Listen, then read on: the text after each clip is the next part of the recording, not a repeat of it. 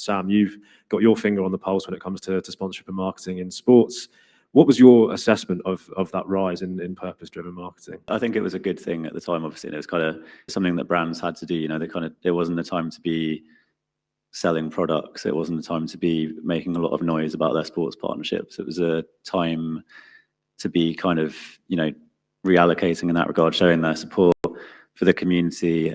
Consumers wanted to see brands now standing for things that aligned with their values. What maybe I dislike a little bit about it now is that it's filtered out the ones who are doing it for the right reasons to those who are doing it maybe for show.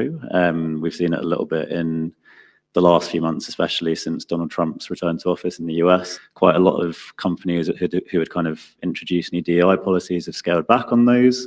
It was an interesting one at the time to see the brands maybe, were pushing on that and are now pulling away from it. But I think we've also seen like an evolution in what purpose marketing is. I think it kind of sometimes gets conflated with, cause marketing and standing up for something specifically. Whereas I think what it's actually forced brands to do is think about what their purpose actually is, kind of come up with brand personalities in a way and be a little bit more creative in how they tell those stories rather than just necessarily, just trying to shove products in your faces all the time. It's like a little bit more creative in their advertising and that kind of stuff. Mike, would you test positive for purpose-driven marketing? From an environmental perspective, if you think about purpose in that perspective, I think there's been an easing off. Like people were keen to talk about it just a few years ago, and now there's been an easing off, and environmental sustainability doesn't seem to factor in. I think it's more kind of commercial. Would anyone agree with that?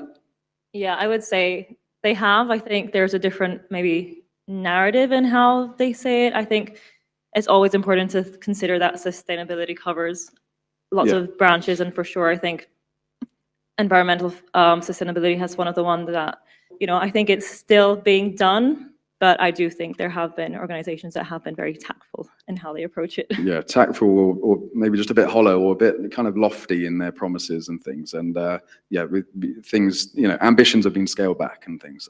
I think, again, that's reflective of what's happening in the US and among major corporations and governments and things. Yeah, on that environmental one as well, I think I've said this to you before, Mike. There are some organizations in sport as well who kind of talk about environmental sustainability a lot. I mean, Cian, you know this from covering F1. I think they often aren't really necessarily held to account too much on, whether it's some of the partnerships they go into and that kind of thing. And I wonder how much, consumers care enough to sort of take notice of that kind of thing and pull them up on it. And I don't know, maybe I'm not sure necessarily it's kind of the consumers or the fans' job to do that and to challenge them, or maybe they are. I'm just missing it. I'm just not looking in the right places. But it feels like sports feel like they can get away with it, kind of make it less of a priority, as you were kind of saying there.